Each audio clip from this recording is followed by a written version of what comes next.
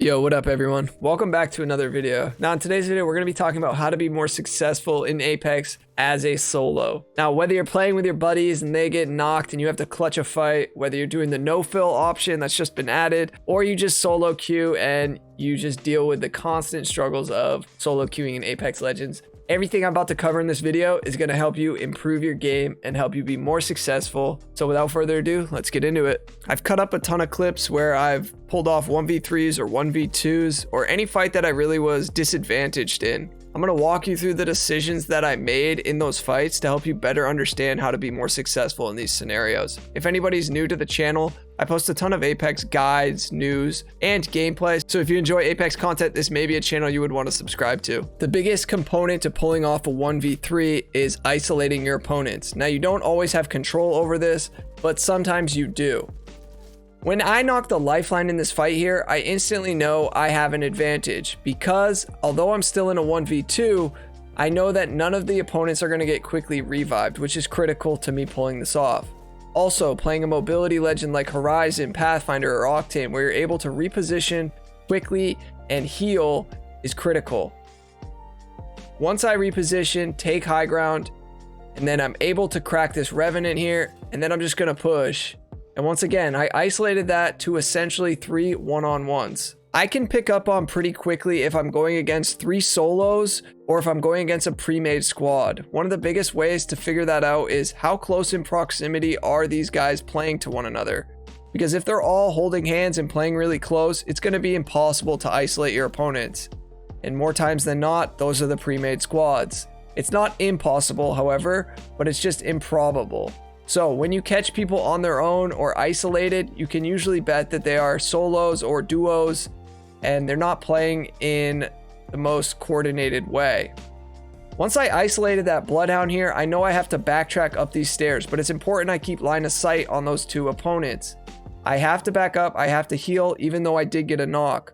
I know by the time, even if I popped that battery, the lifeline would have already been res. So I'm just gonna full heal. It's called a reset. You both get healthy. You know, they're going to res, you're going to get healthy. And then I'm going to use this stairwell as a head glitch. Now, a head glitch is basically when I have favorable cover and I'm able to cover about 50 to 60% of my screen with cover. So you'll see the floor of this stairwell I'm using as cover. And now I have a head glitch. When they're in the open hallway, all that is showing on my end is my head and my weapon. So I fry the lifeline in the back here, and then she's trapped in the room. Now, when it comes down to what legend is best to 1v3 with, it doesn't really matter. As long as you're comfortable with whatever legend you play and you know how and when to use their abilities, you'll be fine. Obviously, some legends are easier to do it with than others. For instance, it's going to be easier for me to 1v3 with Horizon or Octane than it is with Watson or Rampart. It all comes down to certain abilities are going to favor certain situations more than others and how familiar you are with each of the legends that you're playing. Now in this scenario, you know, we got third partied very quickly after we had just finished a team. And so I have high ground, which is great as long as they don't have a mobility legend that could instantly take high ground from me. They're going to throw some vertical grenades at me. So I'm going to back up, heal, and I want to move back closer to see if they climb up. One climbs up, and then the other one climbs up shortly after. Now you'll see how that was a mistake on their end. The fact that they climbed up gave me the advantage to shoot first, and they both did it separately. One of the main things when it comes to pulling off winning these fights that you're disadvantaged in is improving your IQ over time. Now, improving my IQ was something that took a good amount of time through experience playing the game and watching the game. For some of the people who have already seen some of my videos, I've talked about this before many times. And what I mean by that in this scenario is understanding angles and positioning and try to assess the situation that's in front of you. So like, to give you context about this fight, I got really low. My teammates went to fight. The third party came, you know, it was the last 3 teams, and I was totally out of the fight because I was one shot, so I had to heal. By the time I got back in the fight, both my teammates had died, one had already left the game. So I still heard the other 2 teams fighting, and I go to engage. And that was all about timing. I got lucky that one team was really weak, and then this other team is basically rezzing, and I re-knock one. So I push this Mirage here because I know the Wraith will chase me in the boxing ring, right? And then I turn, and there's an audio bug, but I do knock her. Now I know the Mirage just self-res, so I figure unless he had gold bag, I have time to heal. And I'm using this care package as cover. I'm gonna swap for the Prowler. And I wait here. He has a nice head glitch, so there's no point in peeking that. He's gonna res the Wraith, I figure. So I'll put this battery on and then challenge. And my timing here was so critical because she's about to get the phase off. She was mid-air jumping, trying to get the phase off. And then he takes high ground. So I play below him because that way he won't have line of sight on me. Line of sight is very important when you're trying to pull off these fights. Because if 2 or more people are looking at you, it's going to be like impossible to win that. You need to break line of sight from your opponents as best you can. And that is how you can help force a 1v1. And then this is just me winning against the Mirage.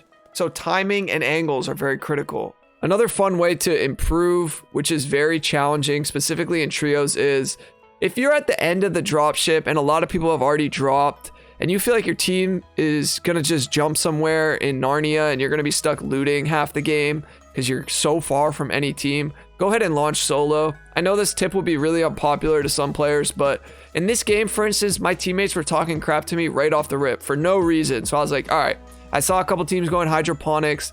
There weren't too many people left in the ship. I was like, I'm launching solo. If I die, I die. But either way, it's good practice to try to 1v3.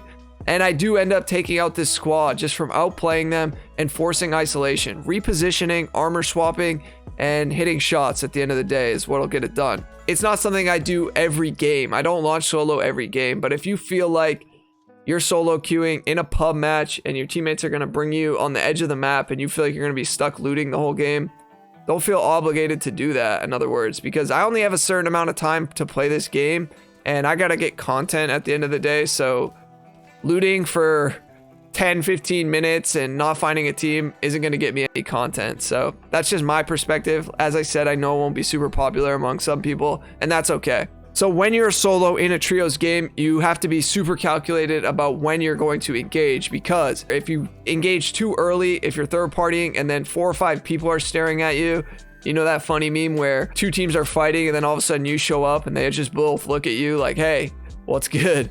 So you want to be calculated. You can pay attention to things like the kill feed and you can look for what weapons are in the kill feed. And if you hear that weapon close to you, you can probably assume that, yeah, they're close. And then you can try to look at the names and see maybe a team has knocked one and the other team has knocked one. So they've traded. You can put that together like, okay, it's a 2-on-2. You can gather info from the kill feed, which can help your case when you're going into a fight where you don't have any intel, which is very common when you're a solo. So as I was saying earlier in the video, it doesn't really matter what legend you're going to use when you're trying to pull off 1v3s, because at the end of the day, like in this scenario, I was Bangalore and her smokes came in handy. And her passive is obviously very good. The double time gives you a little speed boost, but it all comes down to how comfortable you are with whatever legend you're playing and knowing when to utilize their abilities. If you've made it this far, I appreciate you for still watching. I'm going to let the rest of the video play out so you guys can see how I won this game as a solo. One of the biggest things to pick up on is my patience when it came down to third partying the last 2 teams. You'll see I paid attention to the kill feed and I had line of sight on them so I could kind of gather what was going on, and then I chose the right opportunity to strike. Once again, if anybody's new, please consider subscribing if you enjoyed the content, and slapping a like on the video would help as well. I'll talk to you guys on the next upload. Peace.